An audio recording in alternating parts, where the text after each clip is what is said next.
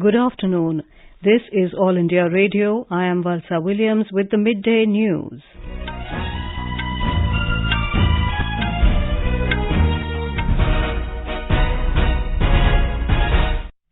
The headlines. Prime Minister Narendra Modi to share a high-level meeting today to review COVID situation. WHO asked China again to come clean on data related to COVID. Proceedings in Parliament disrupted over India-China border issue. India becomes largest producer and exporter of sugar.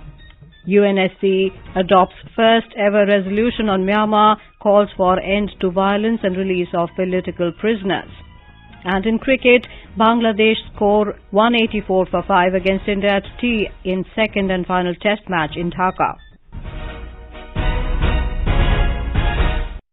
Prime Minister Narendra Modi will hold a high-level meeting this afternoon to review the COVID situation and related aspects in the country. The meeting takes place in view of spike in COVID-19 cases in China, Japan, South Korea, France and the United States.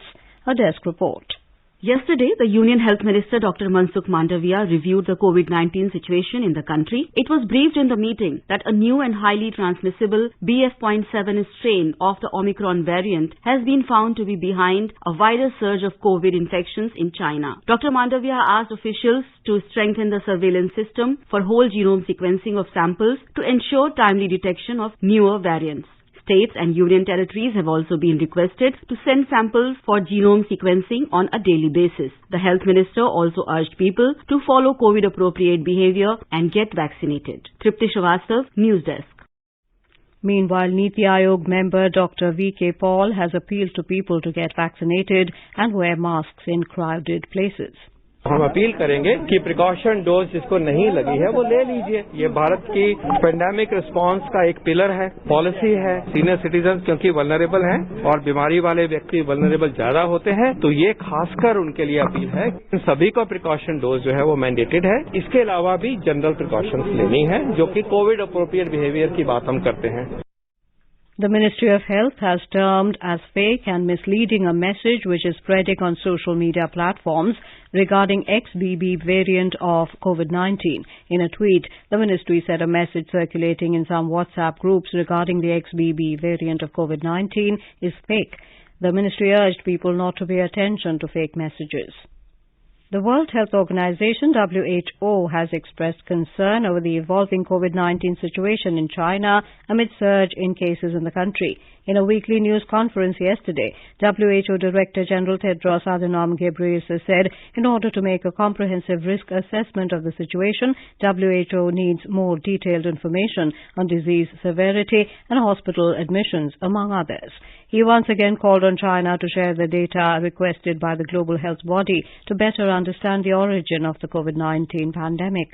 We continue to call on China to share the data and conduct the studies we have requested and which we continue to request. As I have said many times before, all hypotheses about the origins of this pandemic remain on the table. At the same time, WHO is very concerned over the evolving situation in China, with increasing reports of severe disease. Lok Sabha Speaker Om Birla and Rajya Sabha Chairman Jagdeep Dhankar have appealed to everyone to follow COVID norms as some countries are witnessing a surge in cases. Mr. Birla asked members to spread awareness among public to remain vigilant and wear masks. He also urged them to follow COVID protocols. Similar appeal was made in the Rajya Sabha by the chairman, urging MPs to remain extra vigilant as the situation is getting alarming in several countries. Our correspondent reports that the chairman, the Lok Sabha Speaker, several union ministers and members in both the houses were seen wearing masks this morning. Masks were also made available for everyone, including members, visitors and media personnel at different gates of Parliament House. Both houses of Parliament today continued to witness ruckus over the Indo-China border issue. Opposition parties continued demanding a discussion on the issue. The government, however, refused, saying a statement has already been made in both houses of Parliament clarifying all the issues. A report. When the Lok Sabha met after the first adjournment at 12 noon, members from Congress, TMC, DMK and others continued with their sloganeering. Parliamentary Affairs Minister Prahlad Joshi said, India-China border issue is sensitive one and even in Congress regime, detailed discussion did not happen on such issues. He urged the members to allow the House to function, but agitating members continued with their protest leading to adjournment of the House till 2 p.m.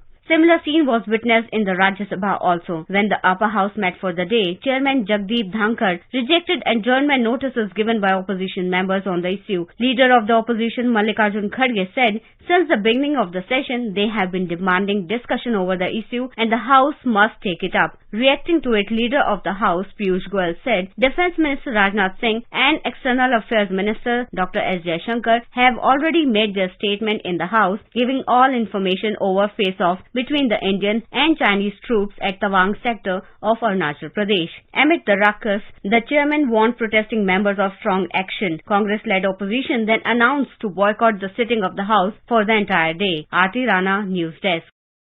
The winter session of Parliament will adjourn sine die tomorrow, 6 days ahead of its schedule.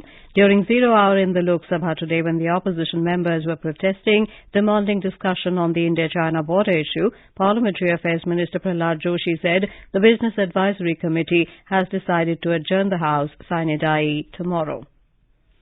Information and Broadcasting Minister Anurag Singh Thakur has said the government has taken action against several YouTube channels, apps, websites and social media accounts for violating norms and trying to create disharmony in the country. He was replying to supplementaries during 0 hour in the Rajya Sabha. IT act के 69A के अंतर्गत हमने ऐसे channels जो देश के खिलाफ मुहिम चलाते थे दुनिया भर में और या समाज को तोड़ने का सर काम करते थे, तो YouTube के 104 ऐसे चैनल्स को बंद किया गया है, 45 इंडिविजुअल वीडियोस को, फेसबुक के भी ऐसे 4 अकाउंट्स को और 2 पोस्ट को, इंस्टाग्राम के भी ऐसे 3 अकाउंट्स, ट्विटर के 5 अकाउंट्स हैं और ऑडियो स्ट्रीमिंग जो 3 पॉडकास्ट चैनल्स, 2 ऐप्स को भी और 6 वेबसाइट्स के खिलाफ भी कार्रवाई करने के लिए और अगर जरूरत पड़ी तो भारत की रक्षा सुरक्षा के लिए ऐसे कदम भविष्य में उठाने में भी कोई कहीं पर कमी नहीं आएगी। इस बात के लिए मैं माननीय सदस्य को विश्वास दिलाना चाहता हूं। Former Rajya Sabha member Dr. Mastan passed away due to cardiac arrest in Chennai today. He was 66. He was nominated to the Rajya Sabha from 1995 to 2001 by the AIA-DMK. He later joined DMK and was active in the minorities wing of the party. Tamil Nadu Chief Minister M.K. Stalin condoled the death of the leader, saying he had worked with dedication for the welfare of society. This is All India Radio giving you the news. For quick news updates round the clock, follow us on our Twitter handle at AIR News Alerts.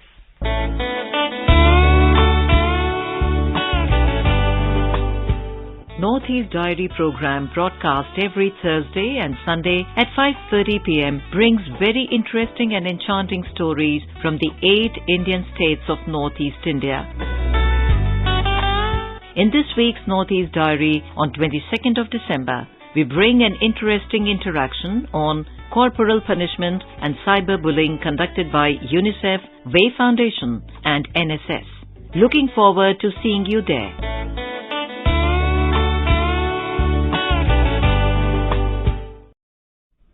Welcome back to the Midday News. Agriculture and Farmers Welfare Minister Narendra Singh Tomar has said farmers are getting more money directly into their accounts through the Direct Benefits Transfer DBT scheme. He said use of technology has eliminated middlemen, brought in transparency and benefited farmers. He said expenditure on minimum support price MSP has increased manifold in recent years, which directly benefited the farmers.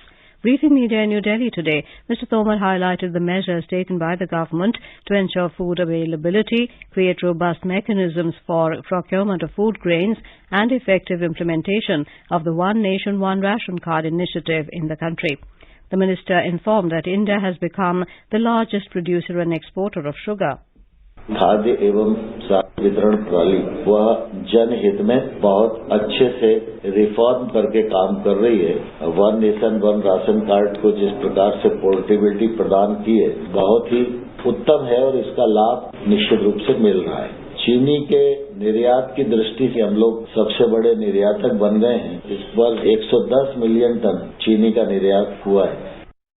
Jammu and Kashmir Lieutenant Governor Manoj Sinha has said the terror ecosystem will be completely destroyed in the Union Territory and whosoever supports terror will face action. Talking to reporters in Jammu, the Lieutenant Governor said all people enjoy full liberty to pursue political and democratic activities.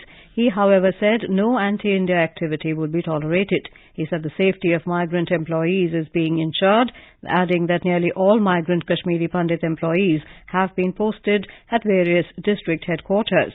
The LG said 70,000 crore rupees investment is being made to take J&K on a new developmental path. The LG said in the next 5 years, every town will be developed under the My Town, My Pride program, while aspirational panchayats developmental programs will be launched for the development of panchayats. The UN Security Council has adopted its first ever resolution on Myanmar in 74 years to demand an end to violence and urge the military junta to release all political prisoners, including ousted leader Aung San Suu Kyi.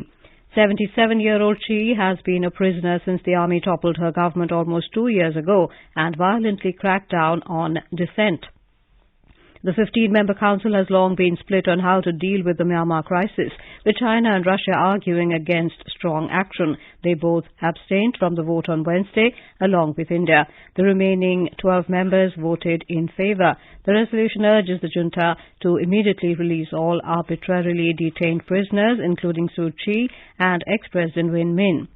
It also demands an immediate end to all forms of violence and asks for all parties to respect human rights, fundamental freedoms and the rule of law. India has voted in favour of a UNSC resolution on the mental health of UN peacekeepers. India's permanent ambassador to the United Nations, Ruchira Kamboj, said, as one of the largest troop-contributing countries over the years, India places the highest importance on the safety, security and well-being of UN peacekeepers. She added that mental health is an essential component of holistic health and India is cognizant of the difficult and demanding environments in which the UN peace operations personnel work. She said, therefore, medical care and well-being of UN personnel deserve the collective and close attention of all member states. Ukrainian President Volodymyr Zelensky addressed a joint meeting of the U.S. Congress yesterday. He urged for continuation of support for the defense of his country. The Ukrainian president told the U.S. Congress that aid to Ukraine was an investment in democracy and not charity. Earlier, Mr. Zelensky met U.S. President Joe Biden, who called for support to keep flowing in 2023. Mr. Biden said Russia has no intention of ending the war. He vowed that Ukraine will never stand alone. Cold wave continues to grip North India today as dense fog engulfed the Indo-Gangetic plains, including Delhi, Haryana and Punjab. According to the India Meteorological Department, cold wave and dense fog conditions are likely to continue in most parts of Punjab, Himachal Pradesh, Haryana, Chandigarh, Delhi and Uttar Pradesh. The Kashmir Valley is gripped by intense cold waves since the onset of Chiliya Kalan, a 40-day intense cold period that began yesterday. As per the Met Department, Srinagar recorded the minimum of -4 degrees Celsius temperature. It has forecast mainly dry and chilly weather conditions for the next 1 week. Most parts of the U.S. are reeling under severe cold conditions as winter storm has triggered whiteout conditions. The holiday week is set to witness a multitude of weather hazards and travel chaos across the central and eastern parts due to blockbuster blizzards marking the winter solstice.